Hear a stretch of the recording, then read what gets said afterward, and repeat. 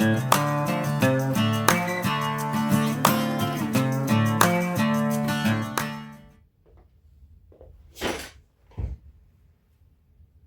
there.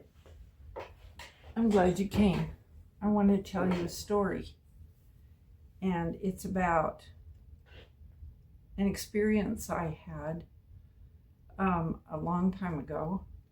My husband and I were driving from Colorado to Kansas to see a friend of ours.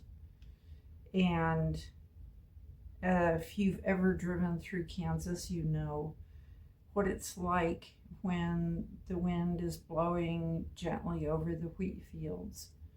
And it's a very pleasant day. It's almost mesmerizing with the sun shining.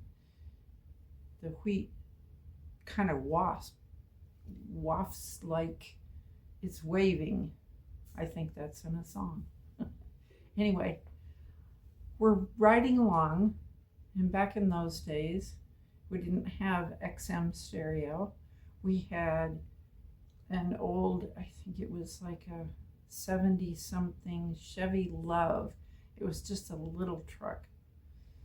And as we drove along, we just got quiet.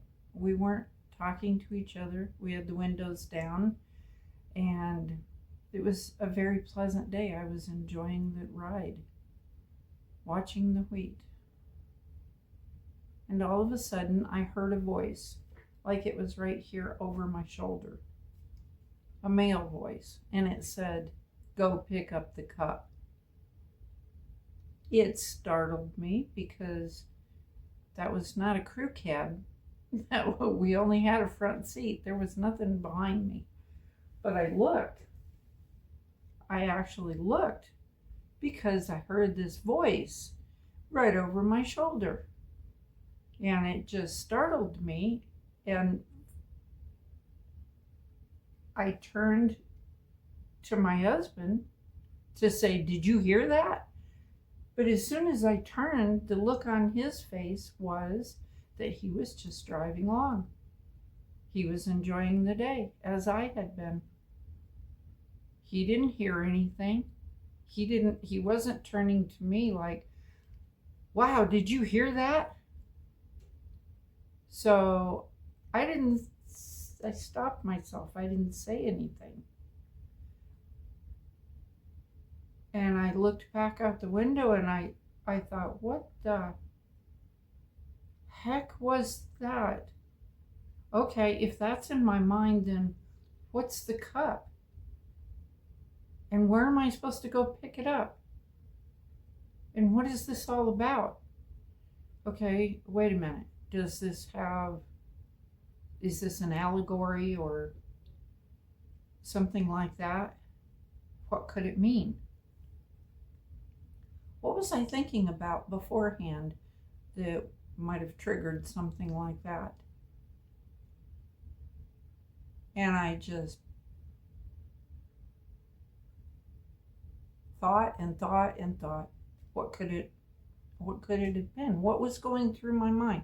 Nothing was going through my mind. I was looking at the wheat fields thinking, wow, this is so pleasant. This is so nice. This is so peaceful. I'm enjoying this ride. I was thinking of nothing. Nothing was bothering me. And so, go pick up the cup. I could come up with nothing. And obviously, he didn't hear it, sitting right next to me.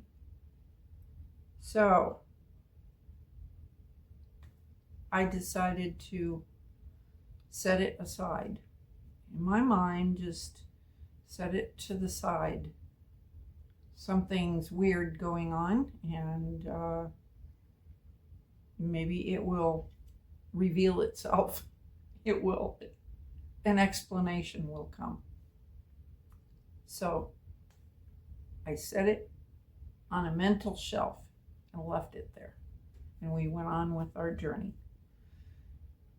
And within, I think, a couple of hours, we arrived at our friend's house, went inside after hugs and, what you do when you meet a friend, and sat down at her table, and she got my husband a cup of coffee and set it in front of him because he drank a lot of coffee, and she knew that. As he was drinking his coffee, he looked at that cup and he said to her, "Where did you get this cup? This is cool." And she said, "You like it? Take it. It's yours." And he was taken aback. And I was surprised. I'm like, "Well, we're not asking you to give him the cup. He just admired it." And she said, "No, seriously, I want you to take it. I've been praying and asking God to bring somebody that would take that cup and appreciate it. And obviously you appreciate it. So it's yours." And he's like, okay, what?" She said, "Okay, let me tell you. I was in love with Jack, and he broke my heart, and he bought me that cup. And after he broke up with me, I had that cup, and I thought, this is a beautiful cup. I can't just throw it away. And I don't want to give it to a thrift store or something of that nature. It's just, it meant something at the time. So I want it to mean something to whoever has it." So she said, it was important enough for me to actually pray and ask God to send somebody who liked that cup, who would appreciate it. And you did, and you do.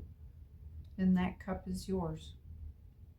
Well, okay, now 1 + 1 = 2. I had a voice tell me to go pick up the cup. I had no clue what cup or where or why. And now here we were in this situation. And I told her what happened. And I told my husband this happened while we were riding. And I didn't know what to do with it. I still don't know what to do with it. But afterwards, several days afterwards, I was thinking about it and wondering, okay, why did this happen to me? Did I do something to prompt this somehow? And immediately in my mind, I remembered, just because I just chit chat with God. I just say things.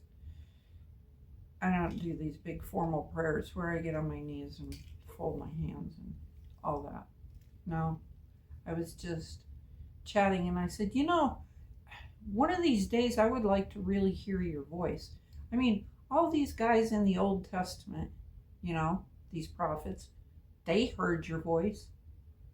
Some of them weren't anybody in particular.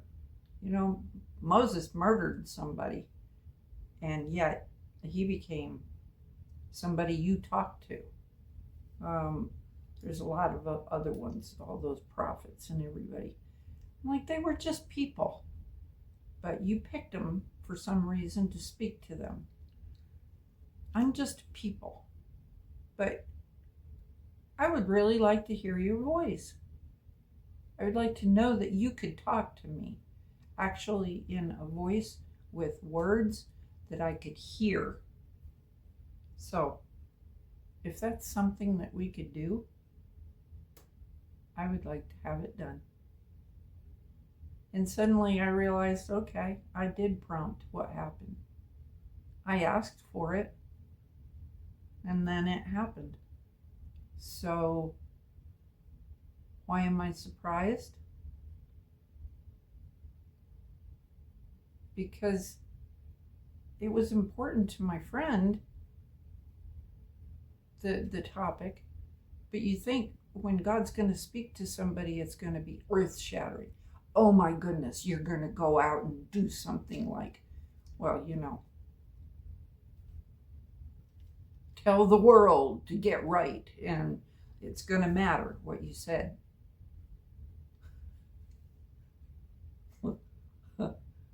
My message was go pick up the cup. Well, he answered my prayer. I wanted to hear his voice, and I heard his voice. Okay. It wasn't an earth-shattering message, so did you just do this for me? Just because I asked? And pretty much the answer was, uh-huh. Yep. You asked. So, like, if I asked you to actually speak to me every day, you would do that? And then I got that feeling like,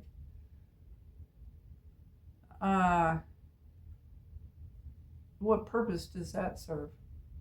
I speak to you. I can speak to you all the time, and he does, because I pay attention to all the little things. Anything that's different, anything usual, anything. I ask a question and I expect him to answer, and he does. This isn't a big message about listening to God. It's more kind of a message about we complicate things way too much. This is something natural. He's right here with us. We can talk to him. And he can talk back. He can make himself known. He can, if you'll pay attention. It's kind of like that joke about the guy that was, what was it? Now I'm probably going to get this wrong. Something about the rain was coming and the river was rising, and he was telling everybody that came to tell him to evacuate. He was telling them, God is going to save me. And first was the rescue squad come to get him. And he told them, no, God's going to save me. And then the water got so high, he had to go to the second floor. And a boat came along and said, come, get in the boat. We're going to save you. And he said, no, God is going to save me. And so they went away. And then finally he wound up on top of the roof, begging God to save him. And a helicopter came and lowered the cables down and told him to grab on. And he said, no, God's going to save me. And you've probably heard this joke. Anyway, they finally left also, and the water kept rising, and he wound up drowning. So he arrives at the pearly gates, and he gets to go see God. And when he arrives, he says, God, why didn't you save me? And he said, I did. I sent you 3 chances, and you turned them all down. Well, I feel like the same thing about us hearing God. He tries to talk to you every day. I believe that with all my heart, because I believe that he did with me all the time, and I just wouldn't pay attention. Oh, that's just a coincidence. Oh, that thing on the billboard. Oh, that song on the radio. Oh, that didn't mean anything. That was just a coincidence. Just because it goes along with what I was thinking, that doesn't mean anything. We blow it off. But when I finally got to the point where it was like, pay attention, I'm trying to talk to you. And when I did, wow, the answers were astronomical. And they were all the time. And they were constant and consistent and always there. Anyway, we'll talk about that more another time. I'm really glad you came today. I hope you enjoyed my story. I would love it if you would like and subscribe. and leave me a comment. And I will see you again next week.